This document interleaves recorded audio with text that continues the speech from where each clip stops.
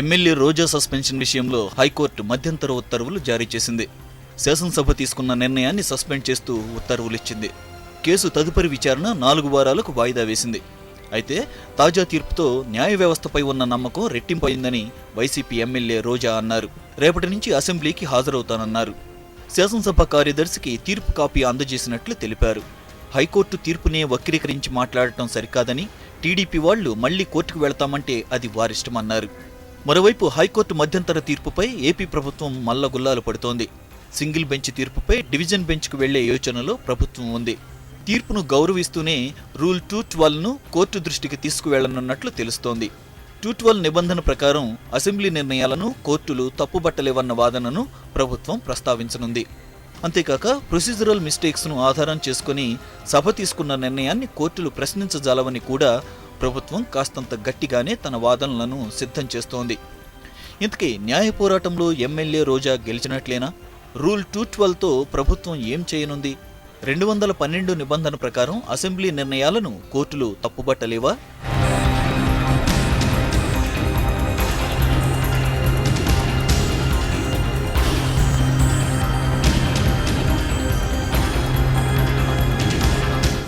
ఈరోజు వైఎస్ఆర్ కాంగ్రెస్ పార్టీ సభ్యురాలు రోజా సస్పెన్షన్ పైన హైకోర్టు తాత్కాలిక స్టే ఇవ్వడము కేవలం ఈ సభ్యురాలి వ్యవహారం కాదు. ఇది భారతదేశంలో ఒక కీలకమైన అంశం పైన చర్చను లేవనెత్తింది. లెజిస్లేచర్ శాసనసభ నిర్వహణ విషయంలో శాసనసభకున్న అధికారాలేమి, దాన్ని కోర్టులకు విచారించడానికి ఉన్న అధికారాలు ఏంటి అనే ఒక రాజ్యాంగపరమైన అంశాన్ని ఇది లేవనెత్తింది. అందువల్ల రేపు తర్వాత కాలంలో వచ్చే జడ్జిమెంటు ఖచ్చితంగా భారతదేశ లెజిస్లేటివ్ హిస్టరీలోనే ఒక కీలకమైన జడ్జిమెంట్ అవుతుంది. ఇక్కడ రోజా ఎలా బిహేవ్ చేసింది, ఎలా ప్రవర్తించింది, లేదు ఆమె పట్ల ఇతరులు ఎలా ప్రవర్తించారు, ఇది పెద్ద ఇమ్మెటీరియల్, అందరికీ తెలిసిన విషయమే.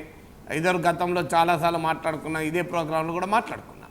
కానీ ఇందులో ముఖ్యమైన అంశం ఏంటంటే సభ్యురాలకున్న హక్కులేంటి, సభకున్న హక్కులేంటి, కోర్టుకున్న హక్కులేంటి అనే మౌలికమైన రాజ్యాంగపరమైన అంశాలని ఈ కేసు ముందుకు పెట్టింది. నేను ఇదే న్యూస్ యాంగిల్ ప్రోగ్రాంలో ఏ అంశమైతే నెల రోజుల క్రితం చెప్పానో, ఎప్పుడైతే సస్పెన్షన్ అయ్యారో ఆ రోజే చెప్పాను. ఆ రోజు చెప్పిన అంశమే సరిగ్గా ఇవాళ హైదరాబాద్లో ఉన్న హైకోర్టు కూడా అదే జడ్జిమెంట్ ఇచ్చింది. ఇది ఇంటరిమ్ జడ్జిమెంటే, తాత్కాలిక తీర్పే. కానీ తాత్కాలిక తీర్పులోనే కొన్ని ముఖ్యమైన అంశాలు చెప్పారు కనుక ఇదేదో నార్మల్గా ఇచ్చిన స్టే కాదు. బహుశా ఇదే లైన్స్లో రాబోయే కాలంలో ఫైనల్ జడ్జిమెంట్ కూడా ఉంటుందని మనకు అర్థమవుతుంది. సరిగ్గా మీరు ఈ జడ్జిమెంట్ చదవండి, న్యూస్ యాంగిల్లో నేను ఆ రోజు చేసిన విశ్లేషణ చూడండి, మీకు క్లియర్గా అదే కనబడుతుంది. భారత రాజ్యాంగంలోని 212వ అధికరణ article 212 of the constitution of India ఏం చెప్తుందంటే, చట్టసభలో ఎలా నిర్వహించుకోవాలి, చట్టసభలో సభ్యుల ప్రవర్తనను ఎలా నియంత్రించాలి, ఇవన్నీ కూడా సభే చూసుకుంటుంది. సభ ఎవరిపైనైనా చర్య తీసుకుంటే, ఏ నిబంధనల ప్రకారమైన చర్య తీసుకుంటే ఆ చర్య ఇర్రెగ్యులర్ అంటే అక్రమమైన చర్య అని చెప్పి ఏ కోర్టు ప్రశ్నించకూడదు, ఏ కోర్టుకు ప్రశ్నించే హక్కు లేదు. అది న్యాయ సమీక్షకు అతీతము అని భారత రాజ్యాంగంలోని ఆర్టికల్ 212 చెప్తోంది. అలాగే స్పీకర్కు లేదా ఒక శాసనసభ అధికార వ్యవస్థకు ఒక ప్రొసీజర్ను అమలు చేసేటప్పుడు సంపూర్ణమైన అధికారాలు ఉన్నాయి. దీన్ని కూడా కోర్టులు ప్రశ్నించలేవు అని ఆర్టికల్ 212 చెప్తుంది. అంటే ఒక మాటలో చెప్పాలంటే శాసనసభ లోపల జరిగేటువంటి అంశాలని కోర్టులు విచారించలేవు. శాసనసభలో ఒక సభ్యుడు మాట్లాడిన అంశాలని ఏ కోర్టులో ప్రశ్నించలేము.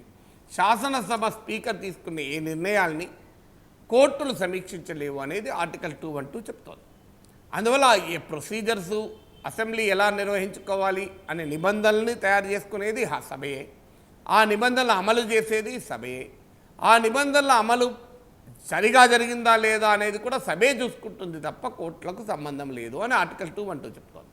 అందువల్ల ఈ ఆర్టికల్ 212 ప్రకారము రోజాకు ఏడాది పాటు సస్పెండ్ చేసేటువంటి అధికారం స్పీకర్కు శాసనసభకు ఉంది. శాసనసభకు తీర్మానాన్ని ఆమోదించి ఆమెను సస్పెండ్ చేశారు కనుక దీన్ని కోర్టులో సవాల్ చేయరాదు, కోర్టులో సమీక్షించరాదు అనేది ప్రభుత్వ వాదన. ప్రభుత్వం కూడా ఇప్పుడున్న సమాచారం ప్రకారం డివిజన్ బెంచ్ కూడా వెళ్ళాలని చెప్పి ఆలోచిస్తోంది తాత్కాలిక స్టే పైన అని చెప్పి కూడా వార్తలు వస్తున్నాయి. అయితే ఈ అంశం విషయంలో సదరు సభ్యురాళ్ళ వాదన ఏంటంటే ఆర్టికల్ 32 ప్రకారం ఏ భారత పౌరునికైనా సుప్రీంకోర్టు ద్వారా రిలీఫ్ పొందే హక్కు ఉంది. అందువల్ల ఆర్టికల్ 32 కింద ఆమె సుప్రీంకోర్టుకు పోయింది. సుప్రీంకోర్టు ఈ కేసును హైకోర్టే విచారించాలని చెప్పింది. ఇవాళ హైకోర్టు ఆర్టికల్ 212ను ప్రశ్నించలేదు. మీరు ఇవాళ ఈ జడ్జిమెంట్ కనుక చదివితే ఎక్కడ ఆర్టికల్ 212ను ప్రశ్నించలేదు కోర్టు. ఎస్, ఆర్టికల్ 212 ప్రకారం ఒక శాసనసభ నియమ నిబంధనావళిని అమలు చేసే సంపూర్ణమైన హక్కు శాసనసభకు ఉంది. దీన్నేం ప్రశ్నించలేదు కోర్టు. కానీ కోర్టు అన్నది ఏంటంటే ఒక సభ్యుని పైన కానీ సభ్యురాలపైన కానీ తీసుకునే చర్య శాసనసభ నిబంధనలకు లోబడి మాత్రమే ఉండాలి. ఆ శాసనసభ నిబంధనలకు లోబడి తీసుకునేటువంటి నిర్ణయాలను కోర్టులు ప్రశ్నించరాదు. అది అక్రమం ఎవరు ప్రశ్నించలేదు, లేదా ఈ నిబంధన అక్రమం ప్రశ్నించరాదు. కానీ రూల్ 340 కింద ఈ సభ్యురాల్ని సస్పెండ్ చేశారు. రూల్ 340 ఏడాది పాటు సస్పెండ్ చేసేటువంటి అవకాశం ఇవ్వదు. ఇవ్వనప్పుడు రూల్కు భిన్నంగా సస్పెన్షన్ జరిగిందని ప్రైమా ఫేసి అంటే మేము ఇప్పుడున్న సమాచారాన్ని బట్టి చూస్తే నమ్ముతున్నాము. అందుకొరకే ఆమె సస్పెన్షన్ పైన తాత్కాలిక స్టే విధిస్తున్నాము. ఎందుకంటే రేపు కనుక కేసు విచారణ తర్వాత ఈ సస్పెన్షన్ తప్పని, ఈ సస్పెన్షన్ రాజ్యాంగ విరుద్ధమని తీర్పు చెప్తే ఈ జరిగిన సమావేశాల్లో ఆమె మళ్ళీ హాజరయ్యడానికి అవకాశం లేదు. సమావేశాలు జరిగిపోయాయి. అందువల్ల ఆమెకు ఆ జరిగిపోయిన సమావేశాల్లో మళ్ళీ హాజరు కాలేదు కనుక ఈ కేసు తీర్పు వచ్చే వరకు ఆమె సమావేశాలు హాజరు కావచ్చు అని హైకోర్టు చెప్పింది. బహుశా రేపు కోర్టు తీర్పు కూడా ఈ తాత్కాలిక తీర్పు కనుక చూస్తే మనకు అర్థమయ్యేది ఏంటంటే కోర్టు ఇదే లైన్లో తీర్పు చెప్తుంది. ఏంటి లైన్? ఇప్పుడు ఈ సస్పెన్షన్ ఏడాది పాటు చేశారు. ఏడాది పాటు సస్పెన్షన్ చేసే హక్కు మాకుంది అని శాసనసభ తరఫున వాదన చేయొచ్చు. కానీ రూల్ 340 సబ్ క్లాస్ 2 ఏం చెప్తోంది? రూల్ సబ్ క్లాస్ 1లో ఖచ్చితంగా ఒక సభ్యురాలి ప్రవర్తన కానీ సభ్యుడి ప్రవర్తన కానీ శాసనసభ గౌరవాన్ని తగ్గించే రీతిలో ఉన్నా, శాసనసభ సమావేశాన్ని అడ్డుకునే రీతిలో ఉన్నా ఆ సభ్యుని పైన చర్య తీసుకునే అవకాశం ఉంటుంది. ఇది రూల్ 340 సబ్ క్లాస్ 1 చెప్తుంది. Assembly rules and procedures, Andhra Pradesh assembly rules and procedures మీరు గూగుల్లో వెతికితే దొరుకుతుంది. 340 సబ్ క్లాస్ 2 ఏం చెప్తుందంటే ఇలాంటి పరిస్థితుల్లో ఒక సభ్యుని కానీ సభ్యురాల్ని కానీ ఆ సమావేశము మిగిలిన సమయానికి సస్పెండ్ చేయవచ్చు, not exceeding the remainder of the session. అంటే ఆ సమావేశాల మిగిలిన సమయాన్ని మించి సస్పెండ్ చేయరు అని ఉంది.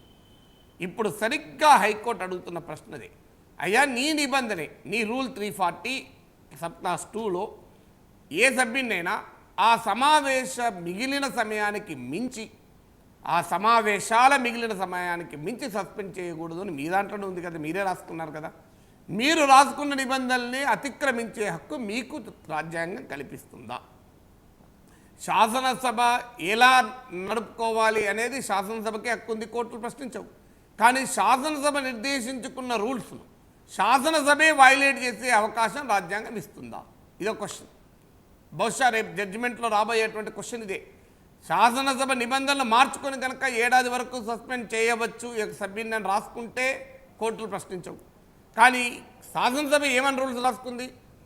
ఏడాది అవకాశం లేదు, ఆ రిమైండర్ ఆఫ్ ద సెషన్ అదొక 20 రోజుల సమావేశం అనుకో, 5వ రోజు సస్పెండ్ చేశాను అనుకోండి, మిగతా 15 రోజులే సస్పెండ్ చేయాలి. కానీ అంతకన్నా బియ్యాన్ని సస్పెండ్ చేయకూడదని మీ రూలే చెప్తుంది. మీ రూలు మీరే అతిక్రమించే హక్కు మీకు రాజ్యాంగం కల్పించదు. రాజ్యాంగబద్ధమైన వ్యవస్థలు కూడా రాజ్యాంగబద్ధంగానే వ్యవహరించాలి. రాజ్యాంగం ద్వారా తమకు సంక్రమించిన అధికారాలని రాజ్యాంగానికి అతీతంగా ఉపయోగించుకునే అవకాశం లేదు. ఎస్, రాష్ట్ర శాసనసభకు రాజ్యాంగము తనను తాను నియంత్రించుకునే హక్కు కల్పిస్తోంది. కానీ ఆ నియంత్రించుకున్న దానికి కొన్ని నిబంధనలు మీరు పెట్టుకున్నారు. ఆ నిబంధనలకు లోబడే నియంత్రణ ఉండాలి తప్ప మీరు తయారు చేసుకున్న నిబంధనల్ని మీరే ఉల్లంఘించే అవకాశం ఉందా? రాజ్యాంగాన్ని రాసిన వ్యక్తులకు కూడా రాజ్యాంగాన్ని ఉల్లంఘించే హక్కు లేదు. రాజ్యాంగాన్ని మేమే కదా రాసింది, మేము ఉల్లంఘించుకుంటామంటే నడవదు కదా. అందువల్ల భారతదేశంలో చట్టసభలు సుప్రీం కాదు. ఇది సెపరేషన్ ఆఫ్ పవర్స్. భారత రాజ్యాంగంలోని ఒక ముఖ్యమైన అంశం ఏంటంటే చట్టసభలు, న్యాయ వ్యవస్థ, కార్యనిర్వాహక వర్గం, ఈ మూడింటి అధికారాలు సెపరేషన్ ఆఫ్ పవర్స్. ఏది సుప్రీం కాదు, రాజ్యాంగమే సుప్రీం. కేశవానంద భారతి కేసులో సుప్రీంకోర్టు చెప్పింది ఏంటంటే ఈ సెపరేషన్ ఆఫ్ పవర్స్ అనేది రాజ్యాంగ మౌలిక స్వరూపంలో భాగం. ఈ రాజ్యాంగ మౌలిక స్వరూపాన్ని పార్లమెంటు కూడా మార్చరాదు. అందువల్ల రాజ్యాంగ మౌలిక స్వరూపం ఇదైనప్పుడు చట్టసభలకు కూడా రాజ్యాంగాన్ని మించిన అధికారాలు ఉండవు. చట్టసభలు అనేది సుప్రీం కాదు, న్యాయ వ్యవస్థే సుప్రీం. న్యాయ వ్యవస్థ సుప్రీం ఎక్కడి వరకు? రాజ్యాంగానికి భాష్యం చెప్పడం వరకే న్యాయ వ్యవస్థ సుప్రీం. న్యాయ వ్యవస్థ చట్టసభల పైన సుప్రీం కాదు, చట్టసభలు న్యాయ వ్యవస్థ పైన సుప్రీం కాదు. చట్టాలు చేసే విషయంలో చట్టసభలకే సుప్రీం అధికారాలు. ఆ చట్టాలు రాజ్యాంగబద్ధంగా ఉన్నాయా లేవా అని రాజ్యాంగానికి భాష్యం చెప్పడంలో కోర్టులే సుప్రీము. అందువల్ల ఎవరి అధికారాలు వాళ్ళు చాలా స్పష్టంగా విభజన రేకున్నాయి. అందువల్ల ఇవాళ చట్టసభలకు తమకు అధికారం ఉంది, కోర్టులు ప్రశ్నించవంటే ఖచ్చితంగా అధికారం ఉంది. ఎక్కడి వరకు ఉంది? తాము నిర్ణయించుకున్నటువంటి నిబంధనల్ని అమలు చేయడం వరకే ఉంది తప్ప ఆ నిబంధనలకు అతీతంగా తాము కూడా చర్యలు తీసుకోవడానికి అవకాశం లేదు అనేది ఈ తీర్పు యొక్క సారాంశం. అందువల్ల డెఫినెట్గా ఈ కేసు భారతదేశ లెజిస్లేటివ్ హిస్టరీలో ఒక కీలకమైన ప్రెసిడెంట్ కాబోతోంది. ఒక సభ్యుని హక్కులు, సభకు ఉన్న హక్కులు. సభ్యుని హక్కులు, సభకున్న హక్కులు ఏంటి, సభకు న్యాయ వ్యవస్థకు ఉన్న సంబంధం ఏంటి, సభకు న్యాయ వ్యవస్థకు రాజ్యాంగానికి ఉన్న సంబంధం ఏంటి అనే ఇలాంటి అనేక మౌలికమైన అంశాలని ఈ కేసులో ముందుకు రావచ్చు. అందుకే బహుశా హైకోర్టు దీనిపైన సమగ్రమైన తీర్పు చెప్పడానికి రిజర్వ్ చేసుకొని కేసు విచారణకు టేకప్ చేసి ఇవాళ తాత్కాలికమైన తీర్పు మాత్రం చెప్పింది. కానీ తాత్కాలికమైన తీర్పు court mood of the court అంటే కోర్టు ఎలా భావిస్తోంది అన్న దానికి ఒక ఇండికేషన్గా మాత్రం తీసుకోవచ్చు.